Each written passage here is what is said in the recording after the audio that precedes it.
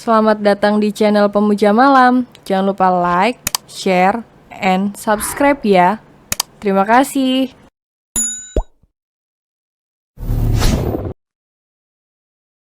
Episode 30 Apapun Untuk Kamu. Adam hanya berjalan ke masjid yang kebetulan lumayan dekat dari rumah Mama Reni sekarang. Setelah kepergian Adam, Dikta mengajak Bianca masuk ke dalam kamarnya. "Kamu bilang mau nutup aurat kan?" Bianca mengangguk. Dikta kemudian memilihkan beberapa jilbab untuk Bianca pakai. Setelah mendapatkannya, Bianca langsung memakainya dengan bantuan Dikta. "Masya Allah, cantik banget. Kamu yakin istiqomah ya?" ujar Dikta yang membuat Bianca perlahan meneteskan air matanya dan memeluk Dikta dalam. "Makasih, Ta, karena kamu aku merasa sadar bahwa selama ini aku hidup dalam keadaan salah." Dikta mengangguk dan membalas pelukan Bianca. Dia senang karena ada satu lagi hamba Allah yang kembali. Aurel dan Sean kini duduk di ruang tamu rumah Mama Reni. Ini hari terakhir pengajian Ruby. Di depan Aurel dan Sean ada Ustadz Zaki, Mama Reni, Dikta dan Adam yang menatap mereka berdua lekat. "Setelah memikirkan ini dengan baik, aku dan Aurel akan menikah secara agama besok. Dan aku sudah mengurus semua surat pengurusan. Apalagi profesi aku sebagai abdi negara tidak butuh waktu cepat untuk menikah secara negara juga. Jadi sembari menunggu aku mengurusnya, kami akan menikah untuk menghalalkan hubungan kami dan tidak menimbulkan fitnah." Jelas Sean yang membuat Adam dan Dikta saling melempar tatapan. "Kalau Mama sih kembali lagi kepada kamu nak, kan yang menjalani kamu. Kalau kamu dan Aurel sudah siap lebih cepat lebih baik." Jawab Mama Reni yang membuat Adam dan Dikta mengangguk setuju. "Kalau memang begitu kemauan, kakak, aku sebagai adik juga setuju. Apalagi Aurel juga cinta sama kakak daripada menimbulkan fitnah dan kejadian malam itu kembali terulang. Lebih cepat lebih baik." Timpal Dikta, "Bagaimana menurut Ustadz selaku yang lebih paham agamanya?" Sean beralih ke Ustadz Zaki yang sedari tadi mengusap dagunya. Ustadz Zaki tersenyum kemudian menyesap cangkir tehnya seolah tidak ada apa-apa padahal yang lain sudah menunggu jawabannya. "Lakukan saja, karena sesungguhnya pernikahan seperti ini dinamakan pernikahan Az-Zawaj Al-Multasab," jawab Ustadz Zaki. Sean mengangkat alis yang membuat Ustadz Zaki tersenyum. Apalagi Ustadz Zaki dapat membaca ekspresi Mama Reni, Adam dan Dikta serta Aurel yang bingung dan asing dengan istilah pernikahan seperti ini. Maksudnya itu, pernikahan Az-Zawaj Al-Mustahab adalah pernikahan yang dianjurkan kepada individu yang mampu untuk melakukan pernikahan dan memiliki nafsu biologis untuk menghindarkan pribadinya dari kemungkinan melakukan zina yang dosa. Seorang muslim yang memiliki kemampuan dalam bidang ekonomi, serta sehat jasmani dalam artian memiliki nafsu syahwat, maka dia tetap dianjurkan supaya melakukan pernikahan. Meskipun individu yang bersangkutan merasa mampu untuk memelihara kehormatan pribadinya. Karena Sean dan Aurel hampir saja melakukan dosa zina, mereka lebih cepat lebih baik melakukan pernikahan karena takutnya kejadian yang sama bisa terulang kembali. "Tidak ada yang tahu apa yang terjadi," lanjut Ustadz Zaki. Sean dan Aurel mengangguk. Mendengar penjelasan Ustadz Zaki membuat semuanya mengangguk paham karena mereka baru kali ini Selain itu, pernikahan Aurel dan Sean juga bisa disebut pernikahan az-zawaj al-wajib. Lanjut Ustadz Zaki. Pernikahan az-zawaj al-wajib adalah pernikahan wajib yang harus dilakukan oleh individu yang memiliki kemampuan untuk melakukan pernikahan,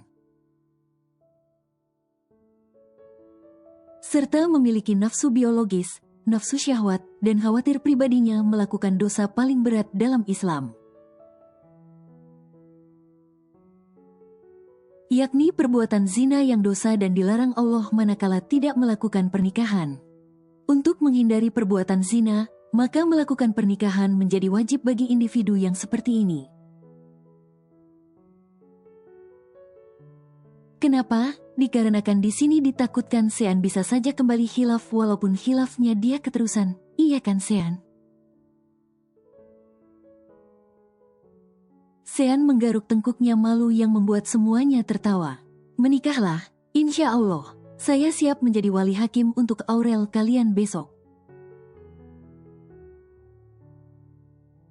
Lanjut Ustadz Zaki. Mendengar itu, Aurel dan Sean mengangguk dan tersenyum karena sebentar lagi mereka akan menikah. Mas, gak sabar nungguin akad nikah Kak Sean dan Aurel besok. Ujar Adam melepas kancing kemejanya saat acara pengajian hari terakhir Robi selesai. Dek, kita pindah ke rumah Mas. Kapan? Aku juga gak sabar. Mungkin kita pindah lusa soalnya besok pagi harus ke rumah Kak Sean. Buat persiapan akad nikahnya jadi besok malam masih nginep di sini, Mas. Jawab Dikta menyusui Akta. Adam tersenyum. Ia kemudian memakai kaos singletnya dan duduk di ranjang samping Dikta. Anak ayah masih bangun aja, tidur yuk, ayah dan bunda mau romantisan. Dikta terkekeh kemudian menyandarkan kepalanya di pundak Adam. Dek, kamu tahu gak, kehadiran kamu dalam hidup Mas benar-benar anugerah banget buat Mas. Aku juga beruntung punya suami kayak Mas. Jawab Dikta menatap Adam sehingga kini mereka saling bertatapan. Mas, aku mau ngomong. Apa? Ngomong aja. Jawab Adam menidurkan badannya di ranjang. Mama Reni boleh ikut kita gak? Aku takut kalau ninggalin Mama Reni sendirian. Dikta menatap Adam dan meletakkan Akta di samping Adam. Adam memeluk Akta dan mengecup puncak kepalanya. Kenapa kamu harus izin sama Mas? Kalau kamu mau ayo, apapun untuk kamu Mas mau. Lagi pula Mas juga khawatir ninggalin Mama Reni sendirian, setidaknya kita berbakti pada Mama. Dikta tersenyum. Makasih, Mas.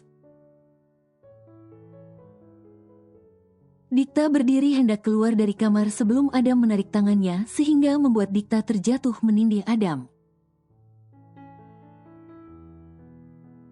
Mau kemana, Dek?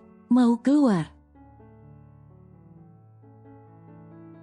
Jawab Dikta yang membuat Adam membalikkan posisi sehingga kini Adam yang menindih Dikta. Mau ngapain, Mas? Kamu gak mau gitu ngelayanin Mas suami? Bisik Adam tersenyum penuh makna. Dikta langsung mendorong wajah Adam menjauh darinya. Gak malu apa, tuh dilihat sama Akta. Adam bangkit, ia kemudian menggendong Akta dan mencium pipinya. Ayah pinjam sebentar bundamu ya nak, nanti ayah kasih hadiah adek buat nemenin kamu. Akta tertawa kecil ala bayi yang membuat Adam menganggap itu adalah sinyal persetujuan dari anaknya. Adam meletakkan Akta di box bayi, kemudian kembali ke ranjang menarik Dikta ke pelukannya dan menciumi pipinya.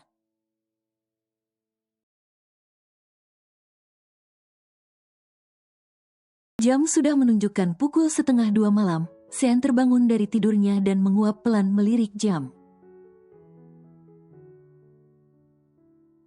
Udah jam segini. Sean berjalan keluar dari dalam kamar menuju kamar mandi untuk mengambil wudhu. Kak, sepertiga malam juga? Tanya Adam yang baru saja mengambil wudhu. Iya, jawab Sean. Ya udah, aku ke kamar duluan ya. Dikta udah nungguin. Adam berjalan meninggalkan Sean. Sean kemudian masuk ke kamar mandi dan mengambil air wudhu. Setelahnya dia kembali ke kamarnya dan memakai pakaian kokonya dan menggelar sajadah. Dan memulai sholat di sepertiga malamnya. Sementara itu di rumah Aurel yang sudah melakukan sholat tahajud mengucap salam dan mulai berdoa. Ya Allah, aku memang bukanlah orang yang baik. Bahkan aku jauh dari kata baik. Aku tahu Dikau melarang kami untuk menjalin hubungan di luar pernikahan, maka aku mohon lancarkanlah pernikahanku besok. Dan bila memang Kak Sean adalah jodoh pertama dan terakhir, izinkanlah aku berbakti padanya dari dia membuka mata sampai menutup mata dan bawalah kami berdua bersama ke surgamu. Doa Aurel. Sean yang juga sudah menyelesaikan sholat tahajudnya mulai berdoa sendiri. Aku tidak pernah tahu kalau dia jodohku, tapi aku pernah berjanji. Kalau dia yang ditakdirkan engkau kepadaku, izinkanlah aku bertemu dengannya 2 kali, sekali di dunia dan sekali lagi di surga. Sean dan Aurel mengakhiri doa mereka dengan surah Al-Fatihah dan mengucap amin di tempat yang berbeda secara bersamaan. Kini Sean dan Aurel tengah terduduk di hadapan penghulu, dikarenakan Aurel adalah seorang mualaf. Dan di dalam tali keluarganya tidak yang merupakan agama Islam dan berhak menjadi wali. Maka dirinya memakai wali hakim yaitu Ustadz Zaki. Mama Reni, Adam dan Dikta duduk di ujung sana melihat hari bahagia Sean dan Aurel. Pernikahan ini hanya dihadiri oleh beberapa teman Sean dan teman Aurel karena memang tertutup. Sebelum memulai akad, penghulu tanpa menyampaikan khotbah singkat kepada Aurel dan Sean sebelum mengajukan pertanyaan. Apakah Nak Aurel menikah ini karena terpaksa atau keinginan Nak Aurel sendiri? Tanya penghulu tersebut. Karena keridaan dari pihak wanita harus dipertanyakan. Insya Allah saya tidak terpaksa Pak. Ini adalah atas dasar cinta dan pelengkap agama dan ibadah. Jawab Aurel yakin. Penghulu tersebut mengangguk sementara Sean tanpa bertanya sedikit.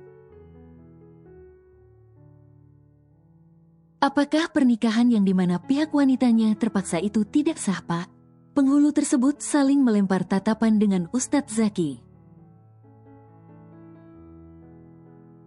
Merasa siapa yang lebih pantas menjelaskan sebelum Ustadz Zaki mempersilakan penghulu tersebut. Pertanyaanmu bagus Nak, dan buat para tamu juga barangkali bisa menjadi ilmu buat kita bersama. Bahwasanya pernikahan yang dimana pihak wanita terpaksa dan tidak rela atas desakan orang tua atau hal lainnya itu tidak sah. Jawab penghulu tersebut, kenapa Pak? Tanya Sean penasaran. Pertama, haram bagi wali seorang wanita untuk memaksanya menikah dengan lelaki yang tidak dia cintai. Nabi Shallallahu Alaihi Wasallam mengingatkan tentang tugas wali terhadap putrinya sebelum menikah. Jawab penghulu tersebut. Dalam hadis riwayat Bukhari dan Muslim dijelaskan, gadis tidak boleh dinikahkan sampai dia dimintai izin. Kedua, status pernikahan. Lanjut penghulu memberi jeda. Ketika orang tua memaksa putrinya untuk menikah, maka status pernikahan tergantung kepada kerelaan pengantin wanita. Jika dia rela dan bersedia dengan pernikahannya, maka akadnya sah. Jika tidak rela, akadnya batal. Sean dan Aurel mengangguk, walaupun pernikahan mereka bukan keterpaksaan tetapi ini adalah ilmu baru bagi mereka. Baiklah, kalau begitu mari kita memulai akadnya. Penghulu tersebut kemudian memberikan mic kepada Ustadz Zaki. Bersambung.